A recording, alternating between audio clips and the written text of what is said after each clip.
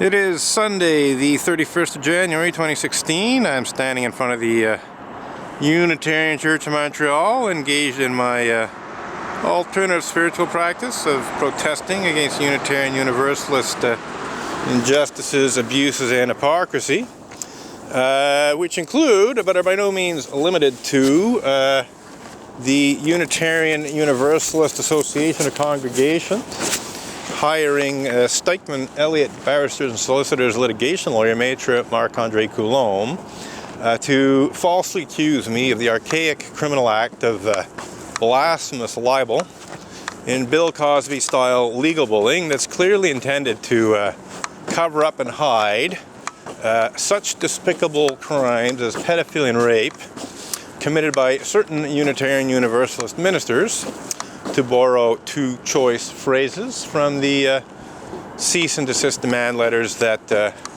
Maître Marc-André Coulombe had me served with in June of 2012. On Friday, June 1st of 2012, I opened my email inbox and found an email from Stikeman Elliott, which I think was titled Unitarian Universal Association versus you. So I opened it up, and I saw that the email was basically just a very terse note saying, please refer to the attached file, PDF file. So there was an attached PDF file, so I opened it up, and it was essentially a copy of a paper and ink paper letter that Maître Coulombe had signed his name to, and it,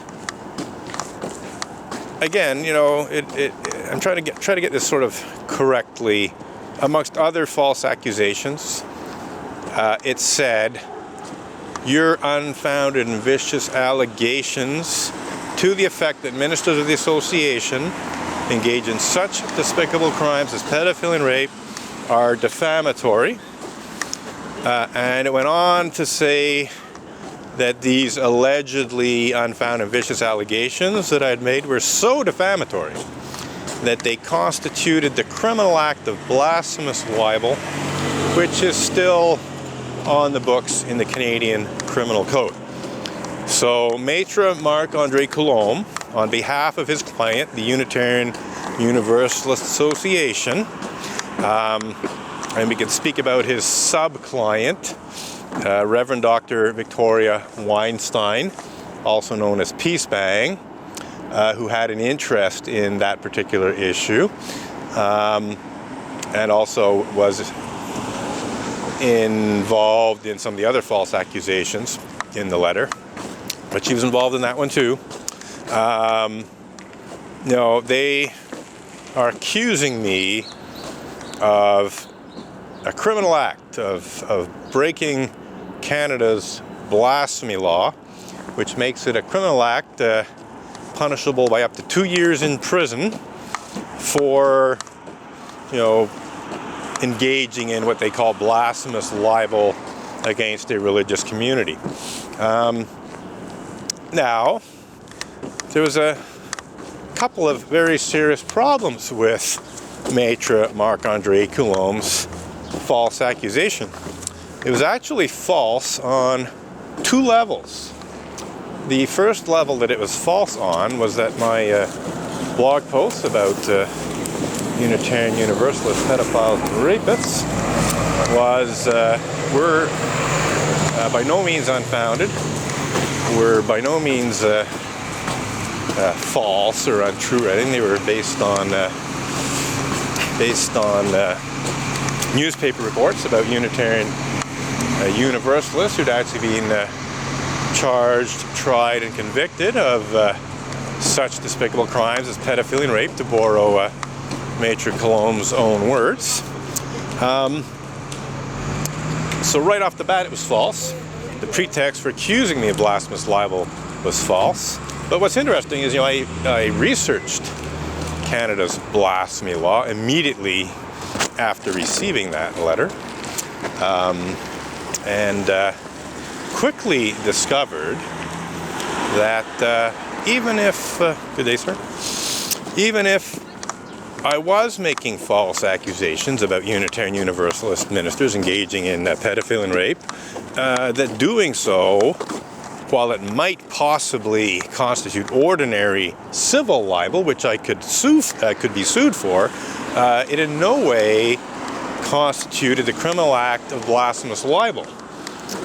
Because blasphemous libel is essentially, blaspheming against a religion.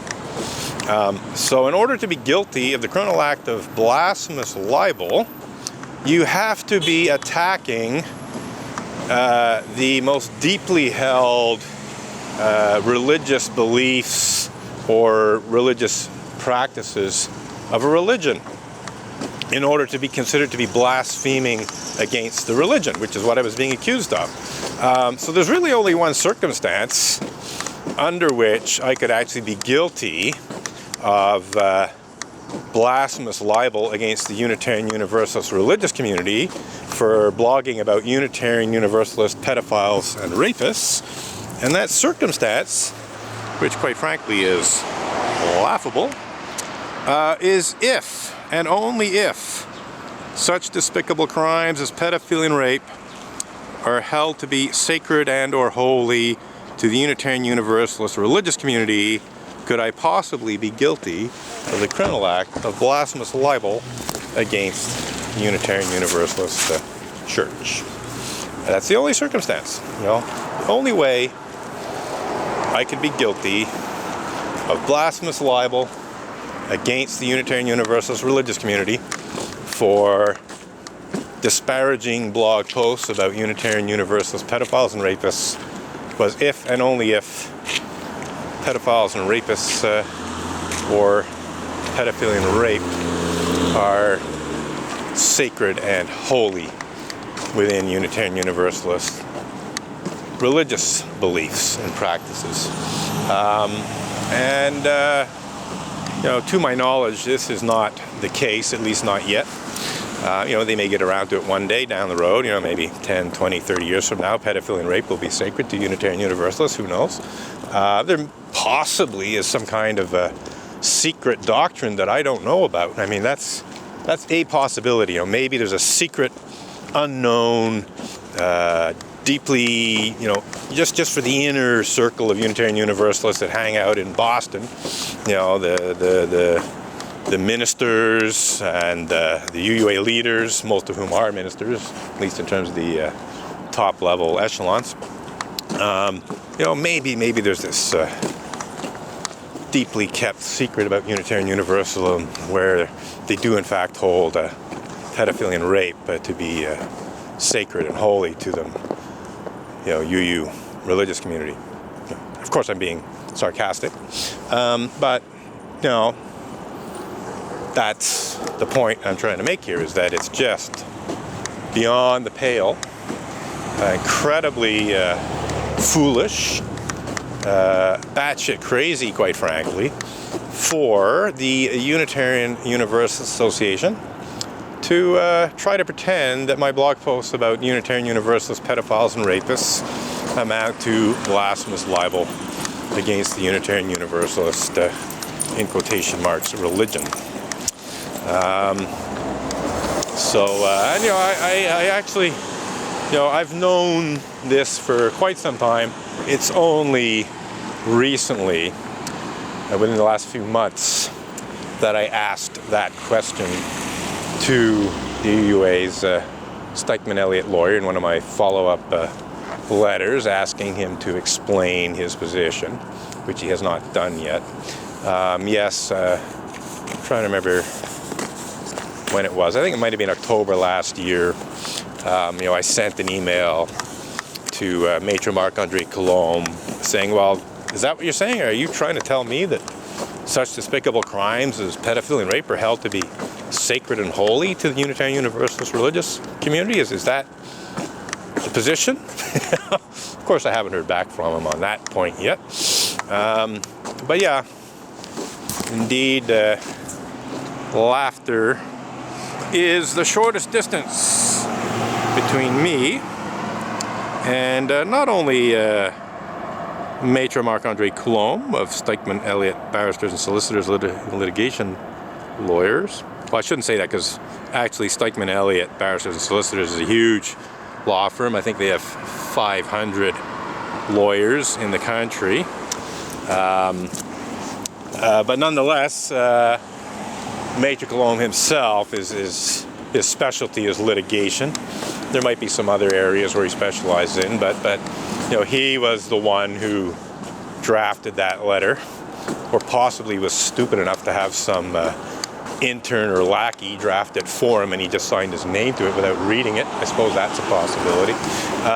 But in any case, you know, all I can say is Maitre Coulombe makes me laugh. And in fact, I literally did laugh when I read the letter for the first time. You know, I opened up the email, I opened up the PDF file, I got a third to a half of the way through the letter, and I just burst out laughing. It was so ludicrous, so foolish, so stupid. I just laughed. I'm not saying I laughed for hours and hours, but I literally guffawed, you know, just insane. And I've been laughing quite a bit ever since. It looks like somebody doesn't want to be seen entering the Unitarian Church of Montreal.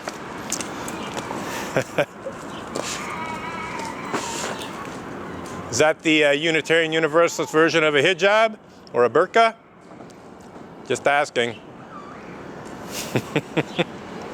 Yeah, I'd be ashamed to come to this church too. So yeah, that's a woman approaching the church, and well, of course, you know what it comes down to. She doesn't want her face to appear in my video. Fair enough.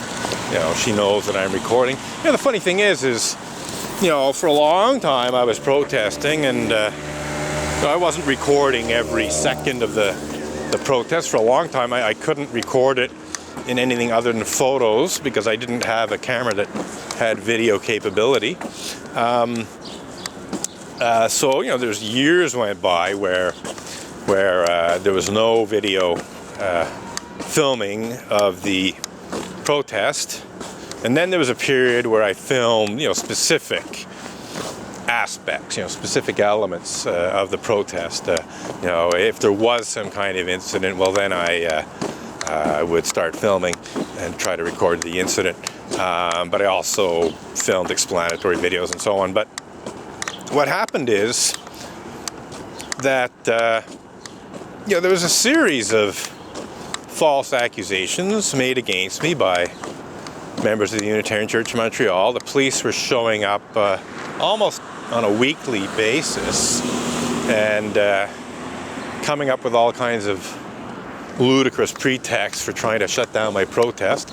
I was being falsely accused of, you know, blocking the sidewalk, falsely accused of yelling and screaming at people, falsely accused of assaulting people, and so on.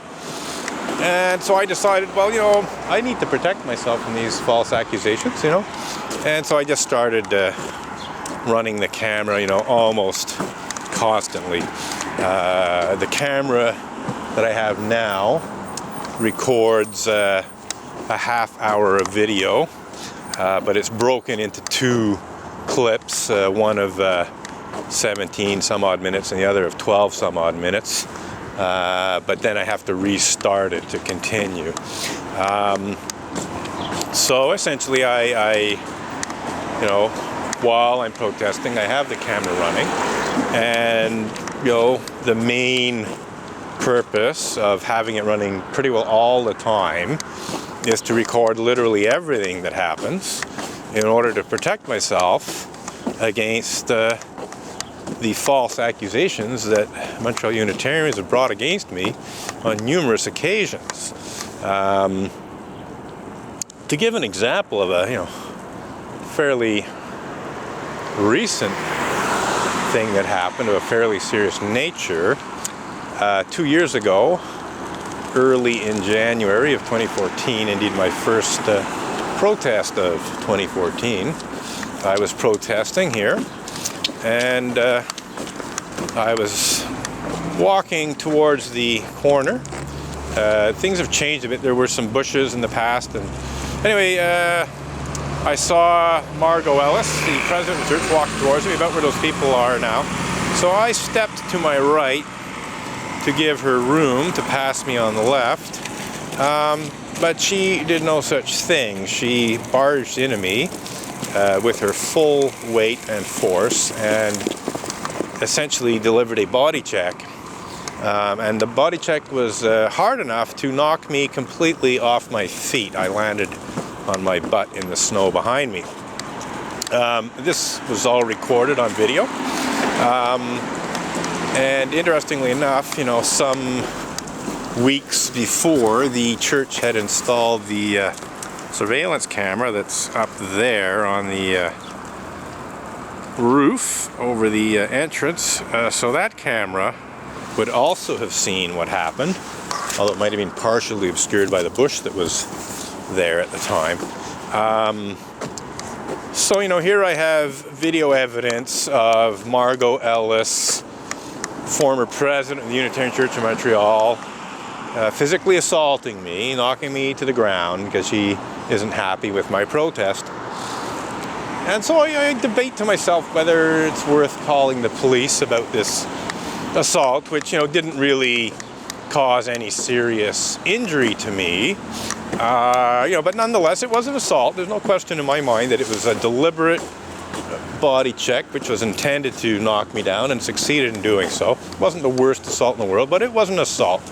And I thought it might be worthwhile to report the assault, you know, in order to dissuade such things from happening in the future. But I didn't call the police. I debated whether I should or not, and finally decided that what I would do is later in the week I would phone the police and just say, what do you think? You know, is this worth you know, filing a report about or not, and let them decide.